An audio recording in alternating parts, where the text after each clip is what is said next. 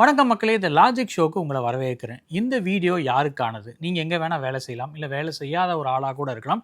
But நம்ம எல்லாருமே ஏதோ ஒரு காலகட்டத்தில் டெய்லியும் ஒரு வாகனத்தில் பயணிக்க வேண்டிய சூழ்நிலையில் இருப்போம். அண்ட் அதை ஒருவேளை அது வாகனத்தில் பயணிக்கலைன்னா கூட அது மூலமாக வர ஒரு உணவுப் பொருளை கன்சியூம் பண்ணுற ஒரு ஆளாக இருப்போம். அப்படி இருந்தாலும் இப்படியான கேட்டகரியில் நீங்கள் எங்கே வந்தாலும் இந்த வீடியோ உங்களுக்கானது தான். இன் ஷார்ட், இந்த வீடியோ எல்லோருக்கும் ஆனது. பெட்ரோல் பங்க்கில் சமீபமாக ஒரு விசிட் அடிச்சிருந்தீங்கன்னா உங்களுக்கு தெரிஞ்சிருக்கும். E20 அப்படின்னு ஒரு சின்னதாக ஒரு இடத்துல எழுதப்பட்டிருக்கும் பெட்ரோல் அடிக்கிற இடத்துல. அந்த E20க்கு பின்னாடி இருக்கிற விஷயங்களை தான் இந்த வீடியோவில் நம்ம பேச போகிறோம். உண்மையாகவே எத்தனால் பிளெண்டட் பெட்ரோல் அப்படின்னா என்ன? அதனால நம்ம வண்டிக்கு உண்மையாகவே டேமேஜ் ஏற்படுமா? அப்படி டேமேஜ் ஏற்பட்டுனா அதை எப்படி சரி பண்ணலாம்? இந்த டேமேஜ்லேருந்து தப்பிக்கிறதுக்கு கவர்மெண்ட் என்னெல்லாம் ஆக்ஷன் எடுக்கிறாங்க? அது சரியாக இருக்கா? அண்ட் இதுக்கு பின்னாடி இருக்கிற சர்ச்சைகள்லாம் என்ன? இந்த எத்தனால் பிளெண்டட் ஃபியூயல்னால அடுத்தடுத்த கட்டங்கள் வேறு வேரியன்ட்ஸ்லாம் வருது இல்லையா? இப்படிலாம் பண்ணுறதுனால வேறு சைடு எஃபெக்ட் மாதிரியான விஷயங்கள்லாம் என்ன நடக்க போகுது? இல்லை கயாஸ் தியரி மாதிரி இது வேறு ஒரு பெரிய விஷயத்தை ட்ரிகர் பண்ணுமா? இந்த மாதிரி பல கேள்விகளுக்கு இந்த வீடியோவில் விடை இருக்குது. அதுக்கெல்லாம் போகிறதுக்கு முன்னாடி ஒரு ஸ்ட்ராங்கான ஸ்டேட்மெண்ட் வைக்கணும் அப்படின்னா, எத்தனால் பிளெண்டட் பெட்ரோல் அதாவது E20 அப்படிங்கிற ஒரு வேரியண்ட்டுக்கு கிட்டத்தட்ட நம்ம பெட்ரோலுக்கு எவ்வளோ காசு கொடுத்துட்டு இருந்தோமோ அதே காசு தான் கொடுத்துட்ருக்கோம். அதாவது 100% பெட்ரோலுக்கு என்ன ரேட்டோ அதே தான் E20 பெட்ரோலுக்கும் ரேட் அப்படிங்கிறது தான் இங்கே இருக்கிற ஒரு பெரிய ஸ்கேமாக பார்க்கப்படுது. இதை ஆட்டோமொபைல் எக்ஸ்பர்ட்ஸ் பல பேர் ரொம்ப ஹெவியாக கிரிட்டிசைஸ் பண்ணுறாங்க. அதாவது ஒரு பிளெண்டட் விஷயத்துக்கு நாம் ஏன் 100%க்கு உண்டான அந்த குவாலிட்டிக்கு உண்டான ரேட்டை கொடுக்கணும்? இந்த பிளெண்டட் பெட்ரோலை போடுறதுனால இவ்வளோ ஆபத்துகள் வரும்போது இந்த காசெல்லாம் யார் காம்பன்சேட் பண்ணுறது அப்படிங்கிறத அவங்க கேட்குற கேள்வி. இது எல்லாத்துக்குமான விடையை அடுத்தடுத்து இந்த வீடியோ செக்மெண்ட்டில் பார்ப்போம். வாங்க வீடியோக்குள்ளே போகலாம்.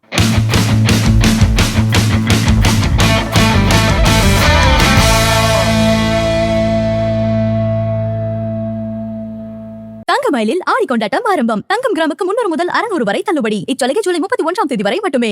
ஃபர்ஸ்ட் அண்ட் ஃபோர்மோஸ்ட் கொஸ்டின், இந்த எத்தனால் பிளெண்டட் பெட்ரோல் எதுக்காக கொண்டு வரப்பட்டது? இவ்வளோ ஹரிபரியாக இதை ஏன் எஸ்டாப்ளிஷ் பண்ண ட்ரை பண்ணுறாங்க அப்படிங்கிறது தான். இதுக்கான விடை என்னவா இருக்குது அப்படின்னா, கிட்டத்தட்ட இந்தியாவோட கச்சா எண்ணெய் தேவை அப்படின்னு ஒன்று இருக்கு இல்லையா? 85% நம்ம வெளிநாட்டிலேருந்து தான் இம்போர்ட் பண்ணுறோம். இதுக்காக ஆன செலவு அப்படின்னு பார்த்தீங்கன்னா 2024 to 25 இந்த காலகட்டத்தில் மட்டுமே கிட்டத்தட்ட $137 பில்லியன். இதனால நம்மளோட அந்நிய செலாவணி வெகுவாக குறையுது அப்படிங்கிறதான் சென்ட்ரல் கவர்மெண்ட் யோசிச்ச ஒரு விஷயம். இதுக்காக தான் இந்த E20 பெட்ரோல்லேருந்து பல விஷயங்களை கொண்டு வந்தாங்க. E10ல் ஆரம்பித்து E20, இப்போ E85, E100ன்னு பல கட்டங்களை நோக்கி இந்த ஆராய்ச்சி போயிட்டுருக்கு. அதில் E20 அப்படிங்கிறது இப்போ காமனாக எல்லா இடத்துலையும் எஸ்டாப்ளிஷ் பண்ணப்பட்டிருக்கு. கிட்டத்தட்ட பெட்ரோலில் ஒரு 20% எத்தனாலை கலக்கிறது மூலமாக அந்த எத்தனால் நம்ம உள்நாட்டிலிருந்து தயாரிக்கிறது மூலமாக நம்மளோட அந்நிய செலாவணியை பாதுகாக்க முடியும். நமக்கான அந்த க்ரூட் ஆயில் இம்போர்ட்டுக்கான செலவு குறையும் அப்படிங்கிறது தான் சென்ட்ரல் கவர்மெண்டோட ஸ்டாண்டு. இன்னும் கொஞ்சம் டெக்னிக்கலாக இல்லை எக்கனாமிக்கலாக யோசித்தோம் அப்படின்னா, ரஷ்யா உக்ரைன் வார் வந்தாலும் சரி, மிடில் ஈஸ்டில் டென்ஷன்ஸ் கிளம்பினாலும் சரி, பெட்ரோல் ரேட் தாறுமாற ஏறிடும், க்ரூட் ஆயிலோட ப்ரைஸ் இன்க்ரீஸ் ஆயிரும் அப்படிங்கிறது தான் ஒரு ஆபத்து. இந்தியாவில் இந்த பெட்ரோல் விலை அப்படிங்கிறது சொல்லவே வேண்டாம், எக்கு தப்பாக எகிரிடும் அப்படின்னு சொல்லலாம். இதை கண்ட்ரோல் பண்ணும் அப்படிங்கிறதுக்காக தற்சார்பு இந்தியா, அதாவது ஆத்ம நிர்பார் பாரத் திட்டம் மூலமாக இந்த எத்தனால் பிளெண்டிங்கை சென்ட்ரல் கவர்மெண்ட் இன்ட்ரடியூஸ் பண்ணாங்க. இது மூலமாக நம்ம உள்ளூரில் விளையிற கரும்பு, மக்காச்சோளம், அரிசியிலிருந்து எத்தனாலை எடுத்து அதை பெட்ரோல் கூட மிக்ஸ் பண்ணி நமக்கு கொடுக்கலாம் அப்படிங்கிறது தான் சென்ட்ரல் கவர்மெண்டோட பிளான். இது மூலமாக நம்மளோட பெட்ரோல் இம்போர்ட் கம்மியாகும் அப்படிங்கிறது தான் அவங்க சொல்கிற விஷயம். பட் இதனால வர இல் எஃபெக்ட்ஸ் என்ன, சைடு எஃபெக்ட்ஸ் என்ன அப்படிங்கிறது தான் நாம யோசிக்க வேண்டிய விஷயம். இந்த விஷயத்தில் பிரச்சனையே எங்கே ஆரம்பமாச்சு அப்படின்னா, இந்த E20 பெட்ரோல் வேரியண்ட் அப்படிங்கிறது இந்தியாவோட திட்டப்படி 2030 தான் செயல்பட வேண்டிய ஒன்றா இருந்துச்சு. பட் அது 5 வருஷம் முன்னாடியே 2025 எஸ்டாப்ளிஷ் பண்ணிடுறாங்க. ஏன் இந்த வேகம் அப்படிங்கிறது தான் முக்கியமான கேள்வி. இந்த கேள்விக்கான விடை ஒரு ட்விஸ்டோடு இருக்குது. அது என்னங்கிறத பின்னாடி சொல்கிறேன். அதுக்கு முன்னாடி இந்த எத்தனால் பிளெண்டட் பெட்ரோல்னால வர பிரச்சனைகள் என்ன அப்படிங்கிறத பார்த்துடலாம். பைக் மெக்கானிக்ஸ் சொல்கிற கூற்றுப்படி கிட்டத்தட்ட 2023க்கு முன்னாடி வாங்கின வண்டி எல்லாமே இந்த E20 பெட்ரோலால் பாதிக்கப்படும் அப்படிங்கிறது தான். E20 இல்லை, எத்தனால் கலக்கப்பட்ட எந்த பெட்ரோலாக இருந்தாலும் அது 2023க்கு முன்னாடி இருக்கிற வண்டியாக இருந்தால் அங்கே எல்லாத்துக்குமே சிக்கல் ஏற்படும் அப்படிங்கிறது தான் அவங்க சொல்கிற ஸ்டாண்டு. அதுக்கு காரணம் என்ன அப்படின்னு பார்த்தீங்கன்னா, எத்தனால் கிட்ட ஒரு கெட்ட பழக்கம் இருக்குது. அது கிட்டத்தட்ட என்ன சொல்லுவாங்க அப்படின்னா, ஹைக்ரோஸ்கோபிக் அப்படிங்கிற மாதிரி ஒரு கேரக்டரிஸ்டிக்ஸ் அதுக்கு இருக்குது. அதாவது மாய்ஸ்சர்ஸை புல் பண்ணி இழுத்துக்கிற தன்மை. ஸோ மாய்ஸ்சர் ஆட்டோமேட்டிக்காக உங்கள் பெட்ரோல் டேங்கில் இருக்குது அப்படின்னாலே நம்மளோட அந்த ஸ்பேர் பார்ட்ஸ் எல்லாமே துருப்பிடிக்க ஆரம்பிக்கும், பிளாஸ்டிக் பார்ட்ஸ் கூட கரோடாக ஆரம்பிக்கும். இதுதான் இந்த E20 இருக்கிற மிகப்பெரிய சிக்கலான விஷயம். இந்த ஸ்பேர் பார்ட்ஸ் டேமேஜ் ஆகிற விஷயத்தை தாண்டி இன்னொரு விஷயமும் வெகுவாக பாதிக்கப்படுது. அது நம்ம வண்டியோட மைலேஜ். கிட்டத்தட்ட 1 லிட்டர் பெட்ரோலுக்கு முன்னாடி உங்கள் வண்டி 40 கிலோமீட்டர் மைலேஜ் கொடுத்துட்டு இருந்துச்சு அப்படின்னா இப்போ அது 36ஆகவும் 35ஆகவும் குறைஞ்சிருக்கு அப்படிங்கிறது தான் மக்கள் சொல்கிற ஒரு பெரிய குற்றச்சாட்டு. இது ஒரு உதாரணம் தான். இதே விஷயம் இன்னொரு ஆங்கிளில் பார்த்தோம் அப்படின்னா, கிட்டத்தட்ட E0 பெட்ரோல் அப்படின்னு கூட சொல்லலாம். அதாவது எத்தனால் கலக்காத தூய பெட்ரோல் பாருங்களேன், தூய பெட்ரோலை கூட E0ன்னு சொல்கிற அளவுக்கு நம்ம வந்துட்டோம். இந்த பெட்ரோலோட விலை என்ன கொடுத்துட்டு இருந்தோமோ அதே தான் இந்த E20க்கு கொடுக்குறோம். பட் இதனால நம்ம மைலேஜும் குறையுது, நம்ம என்ஜினோட ஸ்பேர் பார்ட்ஸும் டேமேஜ் ஆகுது அப்படின்னா இதை ஏன் பயன்படுத்தணும் அப்படிங்கிற ஒரு கேள்வி எல்லாருக்குமே எழும் இல்லையா? இதுதான் தற்சார்பு இந்தியாவா அப்படிங்கிற ஒரு கேள்வியும் எக்கனாமிஸ்ட் முன்வைக்கிறாங்க. முன்னாடி சொன்ன அந்த 2030 2025 நம்பர் கேமுக்கு வருவோம். 2030ல் அச்சீவ் பண்ண வேண்டிய டார்கெட்டை 2025லேயே அச்சீவ் பண்ணால் அது பாராட்ட வேண்டிய விஷயம் தானே அப்படிங்கிற ஒரு கேள்வி நம்ம எல்லாருக்குமே இருக்கலாம். பட் இதுக்கு பின்னாடி ஒரு ஸ்கேம் இருக்குது அப்படிங்கிறதா இங்கே இருக்கிற ஒரு பெரிய குற்றச்சாட்டு. இந்த எத்தனால் பிளெண்டட் பெட்ரோல் வேரியன்ஸ் E20லேருந்து இப்போ E85 E100ன்னு இது எல்லாத்தையும் முன்னாடி இருந்து புஷ் பண்ணுறது யார் அப்படின்னு பார்த்தீங்கன்னா மத்திய அமைச்சரான நிதின் கட்கரி. அவர் மேலேயும் அவருடைய பசங்க மேலே தான் இப்போ பெரிய ஒரு குற்றச்சாட்டு, ஒரு அலிகேஷன்ஸ் வந்திருக்கு. அவரோட பசங்க நிக்கில் கட்கரி மற்றும் சாரங் கட்கரி இவங்க 2 பேருமே சியான் அக்ரோ இண்டஸ்ட்ரீஸ் அப்புறம் மானாஸ் அக்ரோன்னு 2 கம்பெனிஸ் வச்சுருக்காங்க. இந்த 2 கம்பெனியோட பிரதான வேலையை எத்தனால் தயாரிக்கிறது தான் அப்படிங்கிறது தான் எக்கனாமிஸ்ட் சொல்கிற ஒரு விஷயம். ஸோ இந்த எத்தனால் தயாரிக்கிற கம்பெனி அவங்க பசங்களுக்கே இருக்குது அப்படிங்கிறப்போ இது ஒரு கான்ஃப்ளிக்ட் ஆஃப் இன்ட்ரெஸ்ட் இல்லையா அப்படிங்கிறது தான் அவங்க வைக்கிற கேள்வி. இது மூலமாக எல்லா கான்ட்ராக்டும் அவங்களுக்கு போய் இது மூலமாக ஒரு பெரிய ஸ்கேமோ ஒரு ஊழலோ நடக்க வாய்ப்பு இருக்குது அப்படிங்கிறது தான் அவங்க சொல்கிற ஒரு குற்றச்சாட்டு. இது சும்மா போகிற போக்கில் எதிர்க்கட்சிகள் சொல்கிற குற்றச்சாட்டு மட்டும் கிடையாது, இதுக்கு ஆதாரமாக அவங்க ஒரு டேட்டாவும் கொடுக்குறாங்க. அந்த டேட்டா என்ன சொல்லுது அப்படின்னா இந்த E20 பாலிசி வந்ததுக்கு அப்புறமே சியான் அக்ரோ கம்பெனியோட வருமானம் அதாவது 17 கோடியிலிருந்து 510 கோடிக்கு எகிரிடுச்சு அப்படிங்கிற மாதிரி ஒரு தரவை சொல்கிறாங்க. அது மட்டும் இல்லாமல் அந்த கம்பெனியோட ஸ்டாக் ப்ரைஸ் அப்படிங்கிறது 172 ரூபாயிலேருந்து 2000 தாண்டி ராக்கெட் வேகத்தில் போயிட்டுருக்கு அப்படிங்கிற மாதிரி சொல்கிறாங்க. கிட்டத்தட்ட ஒரு ஜெட் ஃபியூயல் ரேஞ்சுக்கு பெட்ரோல் இதை வச்சு அவங்க பெரிய ஒரு ஸ்கேம் பண்ணிட்டு இருக்காங்க அப்படிங்கிறது தான் அவங்க சொல்கிற பெரிய குற்றச்சாட்டு. இந்த அலிகேஷன்ஸையும் அக்யூசேஷன்ஸையும் நிதின் கட்கரி கிட்டேயே கேள்வியாக கேட்குறாங்க. அதுக்கு அவர் ஒரு பதிலும் சொல்கிறாரு. என்ன பதில் சொல்கிறார் அப்படின்னா அவரோட மகன்கள் தயாரிக்கிற அந்த எத்தனால் ப்ரொடியூஸ் அப்படிங்கிறது இந்த டோட்டல் கண்ட்ரியோட மொத்த ப்ரொடியூஸில் 0.5% கூட கிடையாது அப்படிங்கிறது தான் அவர் சொல்கிற டிஃபென்ஸ். அது மட்டும் இல்லாமல் இந்த கான்ட்ராக்ட்ஸ் எல்லாமே பெட்ரோலியம் மினிஸ்ட்ரி தான் கொடுக்குறாங்க, டிரான்ஸ்போர்ட் மினிஸ்ட்ரியை சேர்ந்த எனக்கும் அதுக்கும் எந்த சம்மந்தமும் இல்லை அப்படிங்கிறது தான் அவர் சொல்கிற தீர்க்கமான பதில். இதெல்லாம் விட இந்த ஸ்கேமெல்லாம் தள்ளி வச்சுட்டு பார்த்தோம்னா இன்னொரு பெரிய ஆபத்து நம்ம இந்தியாவை நோக்கி வருது. அதுக்கு காரணம் இந்த எத்தனால் பிளெண்டட் பெட்ரோல் தான் அப்படிங்கிறது தான் சூழலியாளர்கள் சொல்கிற கருத்து. அது என்ன விஷயம் அப்படின்னு பார்த்தீங்கன்னா கிட்டத்தட்ட இந்த எத்தனால் பிளெண்டட் பெட்ரோல் ப்ரொடியூஸ் பண்ணுறதுக்கான ஒரு விஷயத்தினால நம்ம நாட்டுக்கு ஒரு பெரிய வாட்டர் ஸ்கேர்சிட்டி வரும், அதாவது தண்ணீர் பஞ்சம் வரும் அப்படிங்கிறதான் அவங்க சொல்கிற ஒரு விஷயம்.